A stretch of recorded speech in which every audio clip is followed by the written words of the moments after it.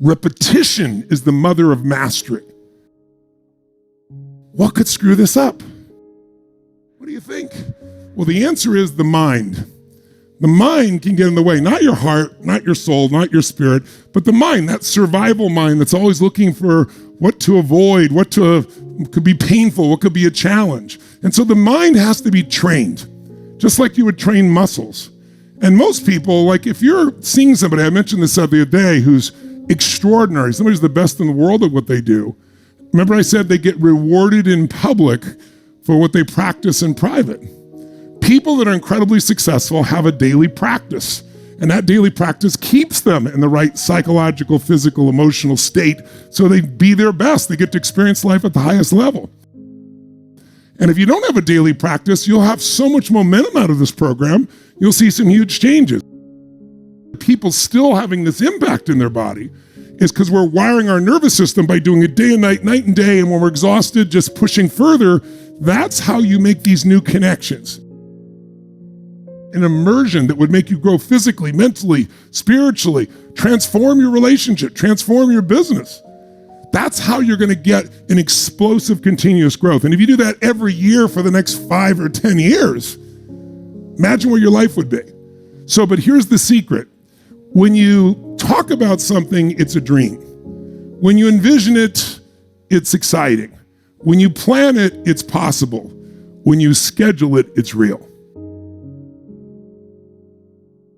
What I do is, if you wait till you find something to try and put it in the glass of water called your life, called how much time you have, it's already full. So what I do is at the beginning of the year, I look out and I find something and I put that rock in the water first, meaning I put it in so that it doesn't spill, so that I've already scheduled it. He takes about 30 minutes, literally every morning, to wire your brain with all these wires. You go in this freezing cold room, and then you learn how to put your brain in what's called an alpha state. And it's not enjoyable, it's not comfortable.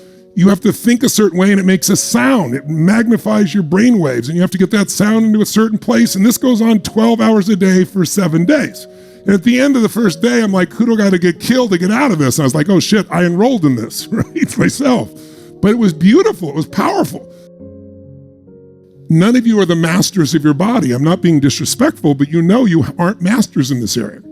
And so if you do this together, here's what's going to happen. You'll do it for a day or two, and then one morning somebody's going to go, oh, I want to stop at Starbucks. And you're going to go, well, I don't know. And then pretty soon another person, and then you're not going to be doing it. You need to find a professional. Somebody, when you go, I want a mocha smoker, they go, bullshit, get up and run. The point is, coaching is a metaphor.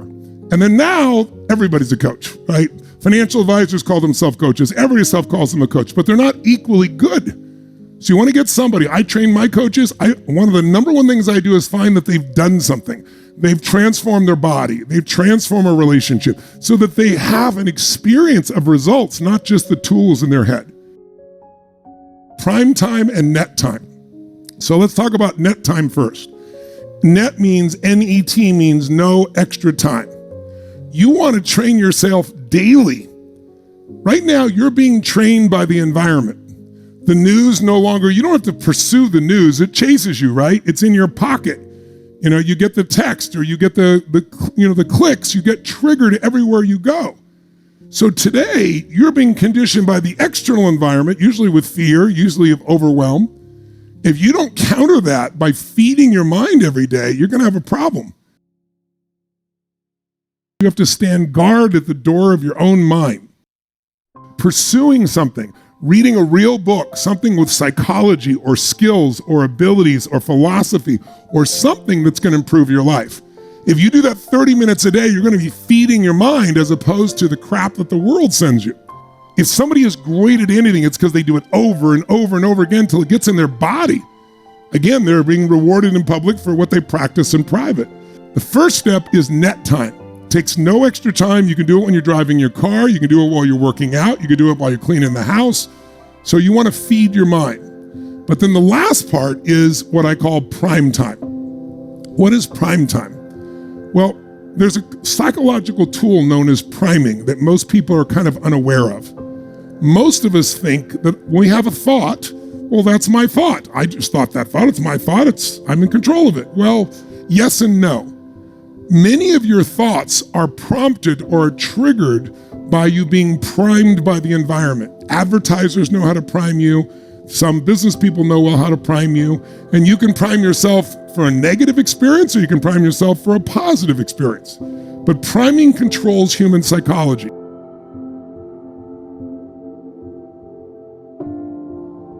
You can prime yourself.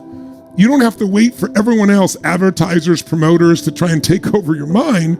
I start every single morning of my life with priming. I did it this morning, I do it every single morning. Now, what is priming? Well, for me, it's putting myself in a certain state and making sure I trigger that so that it lasts through the day. And it's only a 10-minute process. When my son, Josh, my second youngest son, he's not my blood child. He came to live with me at 5 years old.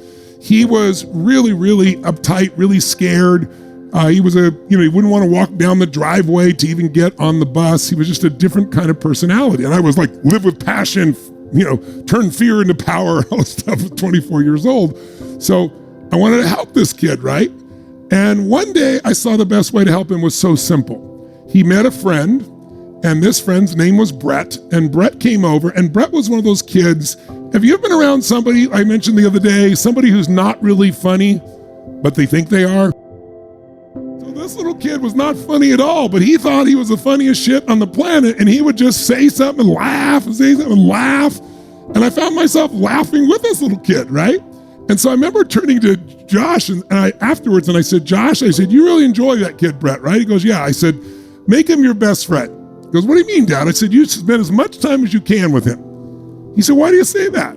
I said, because he's so wired to enjoy life. He's so wired to laugh that whoever you spend time with starts to influence you, and you'll start to wire yourself to laugh. And what a great gift in life to laugh instead of cry, or laugh instead of getting pissed off. I said, the more you do it, you can wire yourself to laugh, and then pretty soon you can laugh so easily. And laughing is a much better state to solve a problem from than feeling overwhelmed or stressed or depressed or angry or sad or whatever it is. Wouldn't it be nice to retrain yourself to feel good all the time around something that used to make you feel bad? Since you can't control everything, you can control what it makes you feel. Well, I have a 10-minute process that I use. Now, why is it 10 minutes? Because if I make it 20, you'd have all the excuses why you couldn't do it. But 10 minutes, if you don't have 10 minutes for yourself, you don't have a life. We want to give ourselves just 10 minutes in the morning, first thing, and it's a simple process. It's designed to prime our minds and our hearts for the day. Because during your sleep time, you may have had good dreams or bad dreams. You might not be aware of it at all. You might just be exhausted. This is the way to set yourself up to win. And it's really simple. It has 3 parts, but before you begin priming, the first thing you always do is put your body in a peak state. You get your energy really, really strong. Step 1, it's only 10 minutes. So we're going to take 1/3 of the time, 3 minutes roughly, and we're going to think of 3 moments in our life that we're really grateful for or could be grateful for if we focused on it. And we're not just going to remember them over there. Like you could remember what it was like going on, let's say a roller coaster, and you can remember yourself going on a roller coaster over there. Or you could remember yourself in the front seat as you went over the edge. Well, if you remembered over there, it's kind of disassociated. But if you remember like you're being there, you get it stronger. So we're going to think of 3 memories, 3 moments at any age you could be grateful for. Could be as a kid, could be as an adult, could have been 20 years ago, could have been 5 minutes ago. But you want to focus on it so you can step in your body as if you're there, see what you saw like you're there again, feeling that gratitude, right? Hear what you heard, either what someone said to you or you said to yourself. To feel and breathe the way you were breathing and feeling, and just fill up with that gratitude.